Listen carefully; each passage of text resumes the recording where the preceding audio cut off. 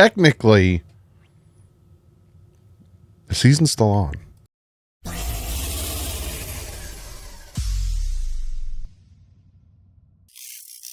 What is up, Finn fans? Like I said in a previous video, I think it was the film breakdown, and I'm going to say today, and I probably will say it for the rest of the season, thank you so much for watching. I know it's at that point of the season where technically we are not eliminated from the playoffs, and Barry Jackson even came out with 6 different ways the Dolphins can make the playoffs.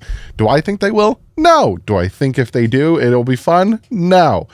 But I want to thank you guys and girls, ladies and gentlemen, for watching, because to me, this is more about seeing what we have and all that other stuff, and I will go into that in this video. And we still preview, we still have the injury report, the breakdown, PFF, 5 things, we still have everything. But again, thank you, because if you are mentally checked out after that Houston loss, and especially after the Packers loss, and especially after the Bills loss, and especially after the Tua got hurt, but you're still watching, means the world to me, because I put a lot of effort into making this content for you guys, and for you guys to give me the 20-minute, 15 some videos, 20 some other, 30 some other, to sit down and listen to me ramble. It means the world to me, and I do this for you. So again, a little sappy in the beginning. Thank you very much, because the spicy stuff will happen when the season's over, when we will find out, is Chris Pierre fired, Mike McDaniel, what's going on with Tua, who's going to get re-signed, who might get traded.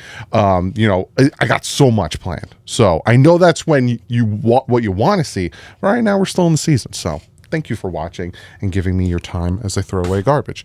So let's jump into this mama jam. We are going to start with injury report.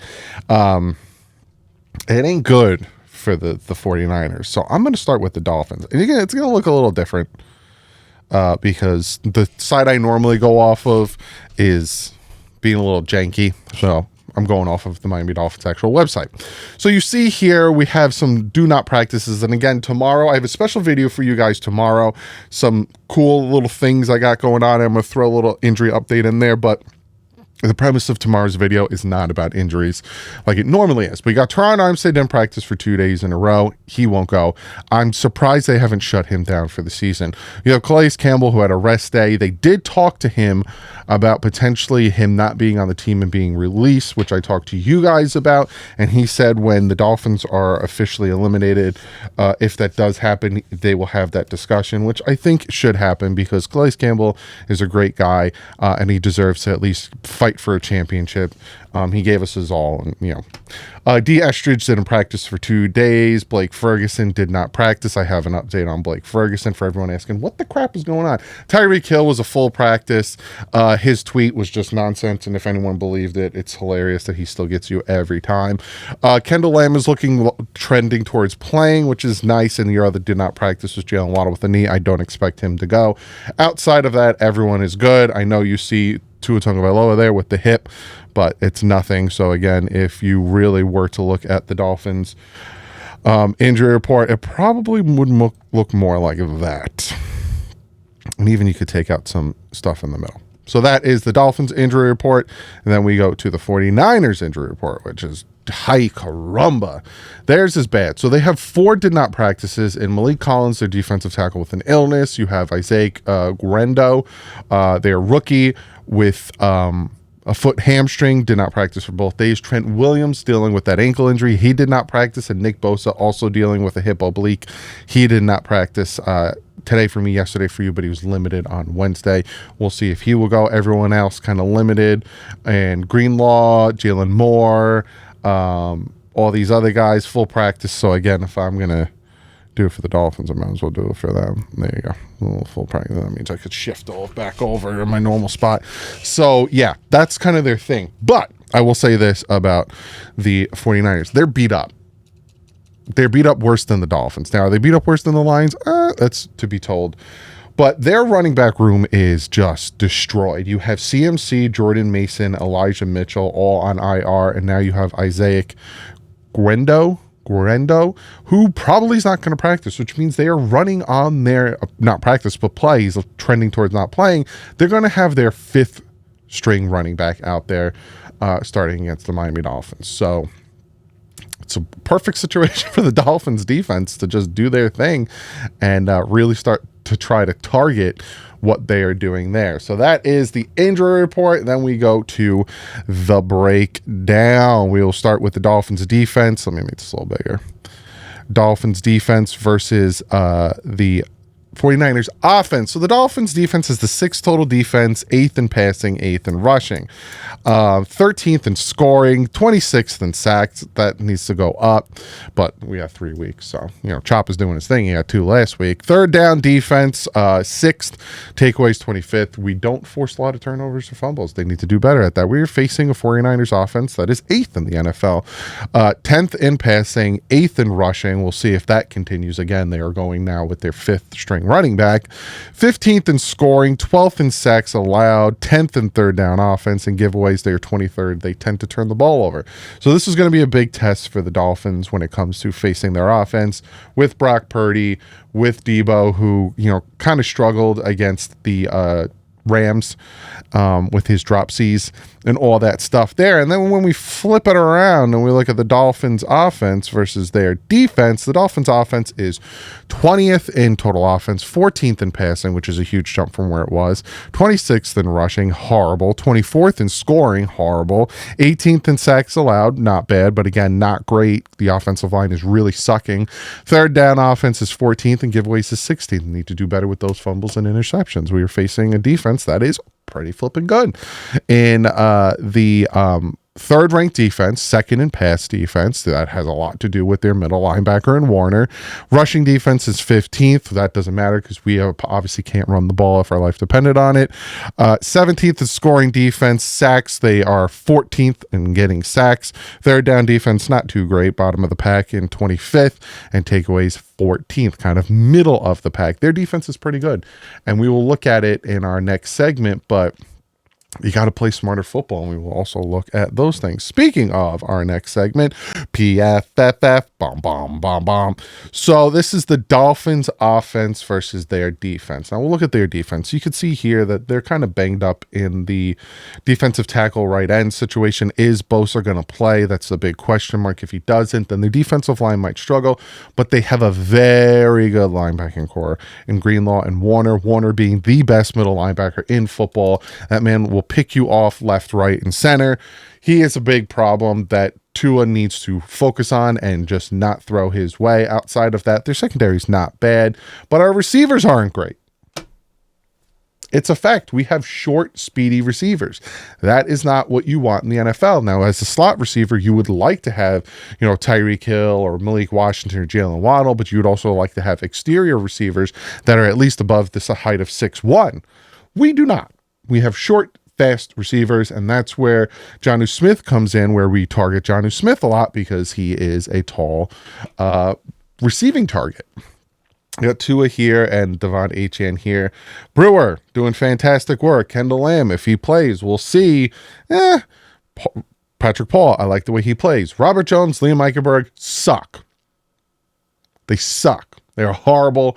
Garbage, and I will talk about the offensive line as well. I got a little different little shebang for you guys in this video, but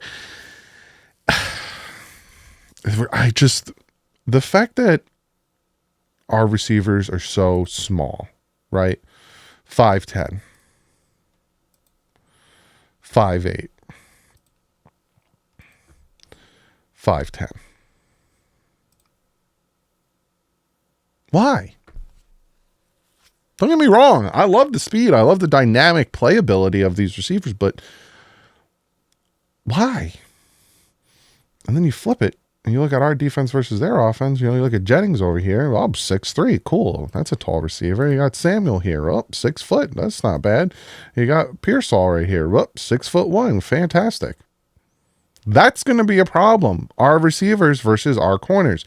Because Kato, who is hot garbage in coverage. Ramsey is starting to get burnt. Fuller is not bad there. Their offensive line is pretty good. They have Kittle, a fantastic tight end. That's going to be a problem because we can't cover tight ends if our life depended on it. Purdy's not bad. Again, they're going with their 5th running back. So it's not more about stopping the run now. It's more about focusing on their pass game. You look at our defense, garbage safety.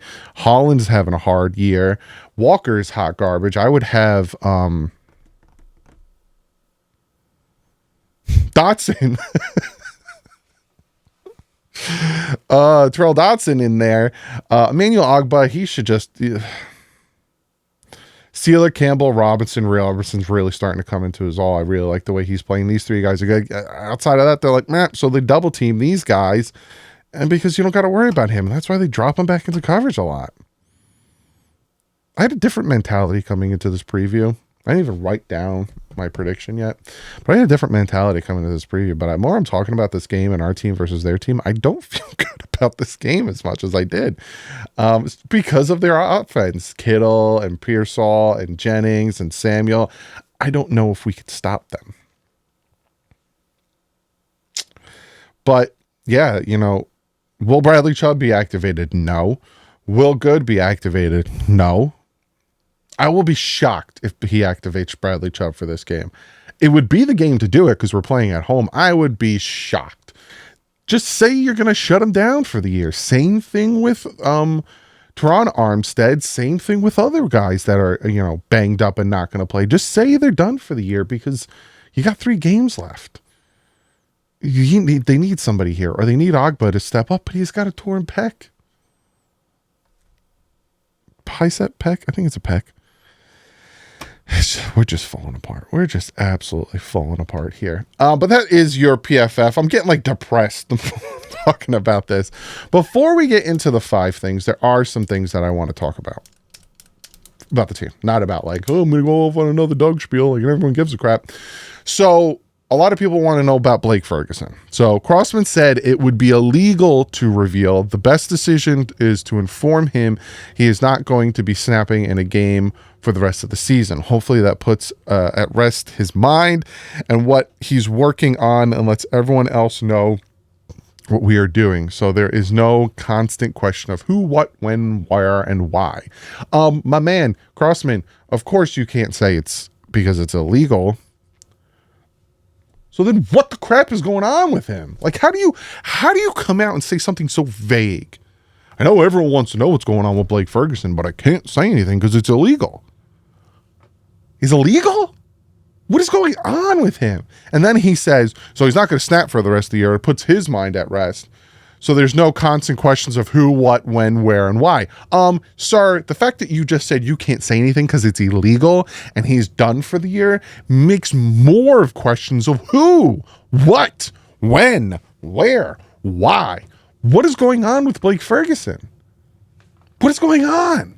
All of a sudden he goes on the non-injury related IR, and then that's it. What happened?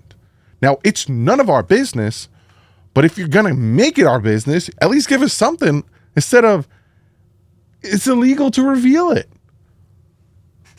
What? What? Are you talking about HIPAA? Are you talking about court cases? Are you talking about legality is in the law? What? Again, so there's no constant questions of who, what, when, where, why. I got 9 whats for you. Whys, I got 40 of them.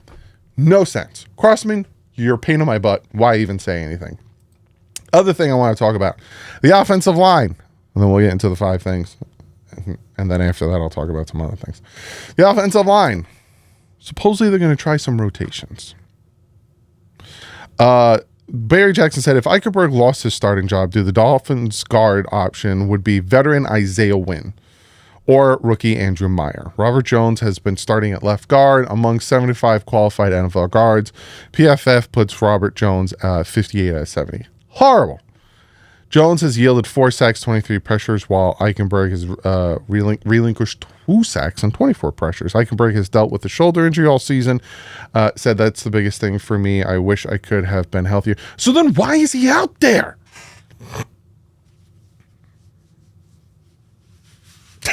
It just makes no sense to me. The coaching and the decision making of this team make no sense to me. And this is a video I'm going to be talking about tomorrow. So if you haven't yet, hit that subscribe button, because yes, I know that the season's still going on. I'll be previewing games and live streaming games, but I have a lot to talk about because there's so many question marks with this team, and I'm going to be talking about them probably every Saturday before a game. And then when the season's over, whenever that happens, I'm going to be talking about it then, because what's going on? How do you have Isaiah Wynn sitting there, who's much better than both of these guys, but you trot out Liam Eichenberg consistently, and then you see Liam Eichenberg struggle by City for the first half against the Houston Texans, and then you still trot him out there, and then he comes out and says, I've been dealing with a shoulder injury all season. Then why is he out there? It's to his blind side. The man sucks. Pull the plug. The Liam Eichenberg experiment, the Skylar Thompson experiment, all of these experiments that Mike McDaniel's trying, the Julian Hills, and just pull the plug. Learn to move on. Learn to adapt. Learn to make changes. You can't do that. And that is a big problem when it comes to coaching, because if you can't adapt, if you can't change, if you can't make adjustments on the fly, you will lose. Plain simple. Plain and simple. Wynn, who has played every offensive line position except for center during his NFL career. Well, we need a right tackle, but let's trot out Carmen because, that'll help us. Oh, no, it didn't. Was Miami's starting left guard to last season's, but hasn't played since injuring his quadricep week 7 against Philadelphia 14 months ago. He was activated 3 weeks ago, but hasn't appeared in a game. Did he feel rust? Feel pretty good. Feel pretty confident. He says, still got work to do. Taking every rep as a game rep. Still got a way to go. Then what is going on?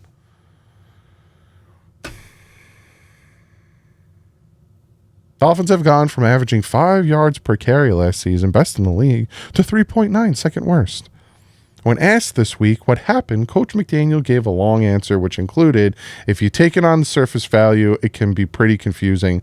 I'm very hesitant to say it's this. Mike McDaniel. Ugh.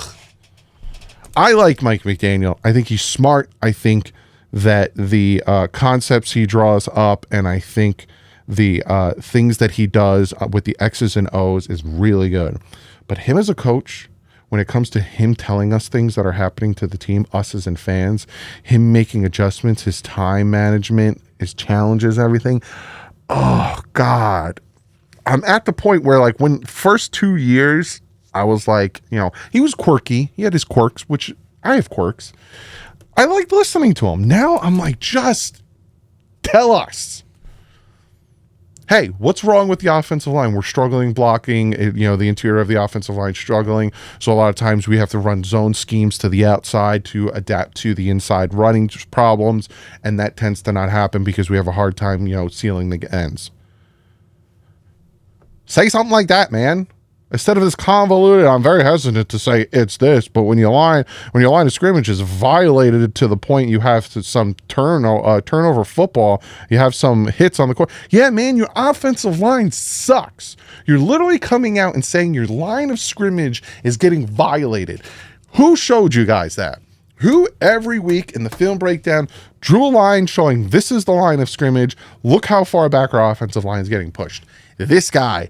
And for how many years have I said in March and April, they're not addressing the offensive line? And I got told, hey, it's March and April. You need to relax, let things pan out. And then we get to this point of the season where the offensive line is garbage. And I have to sit here and say, I hate being right and saying I told you so, but why aren't we addressing this? This isn't anything new. This isn't anything that somebody with a mediocre educational elementary school football knowledge would see and know. But no, they know better than us, and we're more worried about it than they are. We won't win anything, whether it's a meaningful game against a winning team, a playoff game, or the division, until they worry about the trenches. If Chris Grier is our GM next year, we are not winning anything. Timestamp this, save this, put it away in a file on your computer saying Doug's a butthead. I hope he's wrong.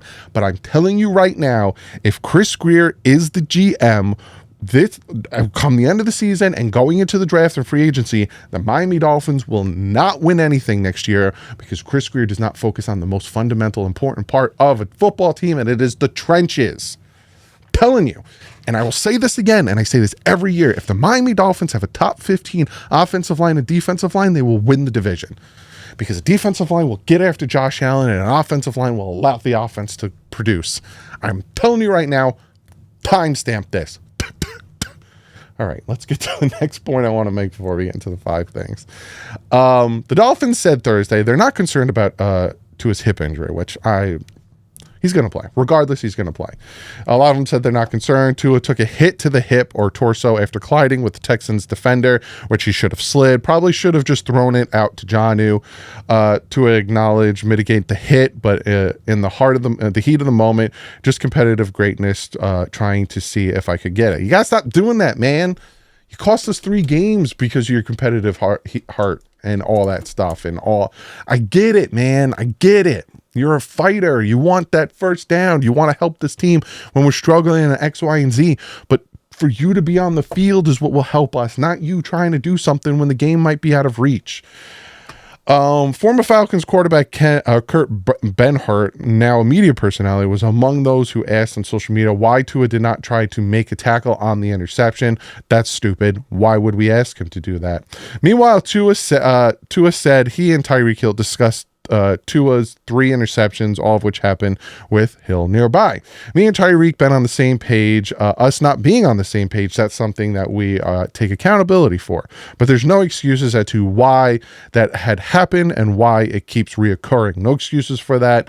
And that's not the ball that we play here. And so that's not going to happen again. Now, I will say this. That's something that Tua says, and it's evident and it is proven, right? Tua has bad games or Tua throws dumb interceptions. He doesn't do it again. So like he won't force that ball over the middle again, especially I'm hoping with Warner, as the 49ers middle linebacker. But he does own up to things a lot, regardless if it's his fault or not. And I'm not saying if it's his fault or not, because those 3 interceptions were his fault. Shouldn't have thrown them. He owns up to it. And then he does learn from it. And then he makes those mental notes to not do it again. It's like his fumble against the Patriots his rookie year. He came back and he said to Fitz on the sideline after he got a scoring touchdown, he was like, "Oh, was that good?" And he's like, "Dude, shut up. You just scored. Enjoy it." Blah, blah, blah. So that's what I'll say about Tua. But I have a whole lot I'm going to talk about Mike McDaniel too and the offense in tomorrow's video. So now let's get into the 5 things that the Miami Dolphins need to do if they want to beat this San Francisco treat of a team. And I got a little shocker for you. I told you it was 5 things. But I lied to you. It is the first and only time I will ever lie to you, and I will never do it again. I apologize. It's just one thing. I need to see, did they give up? I need to see, did Mike McDaniel lose that locker room? Or did this team look at the way the Chargers beat the Broncos and look at how things could go and think they could still do something and think that they could still do something in the playoffs? Do I think that? No. But I need to see, did this team think that? Because you're going up against the 49ers team that has their 5th string running back going. Now, Joey Bosa, will he be playing? That's what we need to find out. Trent Williams, they are banged up as well as the Dolphins are. Now, this defense has a lot on their hands when it comes to Kittle, when it comes to Debo, when it comes to Jennings, when it comes to all of their guys, and that's something that the Dolphins defense needs to take into accountability, but they're also playing home. I need to see what this team has when it comes to heart, when it comes to fight, when it comes to Mike McDaniel. Now, I told you guys a lot that I would have fired Grier, and then I would have let the new GM, eventually that would have been hired because I would have fired Grier week 4, new GM that's going to be hired, decide what's going to happen with Mike McDaniel by watching him coach for the rest of the season. Hey, you need this, you need that. I will help you in certain situations. I'm not going to give up draft picks. I'm not going to do this or that. But I will help in a certain aspect that is good for the future with or without you, GM talk. But I would have had him sit back and watch Mike McDaniel for the rest of the year. And this is what I'm talking about. Did you lose the locker room? Are the guys still fighting for you? Are they, phoning it in? Do they see that there's no light at the end of this tunnel and they're more looked upon their physical, bodies, because you have Javon Holland who's dealing with injuries. Like I said, you got Ogbo with the injury. You got Tyreek Hill with the wrist injury. You got so many different players that I can name dealing with these injuries. Are they more taking a business decision than, again, playing for you? Because you saw with Rex Ryan, that last game against the Miami Dolphins when, I don't know why names. Geno Smith had a perfect passer rating against the Dolphins. The Jets were playing for Rex Ryan. They came out and they beat the crap out of the Dolphins, who were the better team, because they were playing for Rex Ryan. They knew it was his last game. They knew he was going to get fired at the end of the year. They were playing for him. I need to see, are they going to be playing for Mike McDaniel for these next 3 games? Because as much as we don't want to talk about it, there is a possibility that the Dolphins make the playoffs. And I'm going to show this. I don't agree with it, but I'm going to show it, right? If Dolphins win out and get to 9-8, and Denver loses 2 and Colts lose 1, Dolphins make the playoffs. If the Chargers lose 2 and Colts lose 1, the Dolphins make the playoffs. If Denver loses 2 and the Chargers lose 2, the Dolphins make the playoffs. If Baltimore fully loses the next 3 and the Colts lose 1, the Dolphins make the playoffs. If Denver fully collapses and Baltimore loses 3 and Denver loses 2, Dolphins make the playoffs. And then same thing, if Baltimore loses all 3 and the Chargers lose 2, the Dolphins make the playoffs. So this is your whole scenario. If you want to remember this, write it down. I'll give you a second. These are the 6 ways that the Dolphins can make the playoffs. Now, I'm looking at this.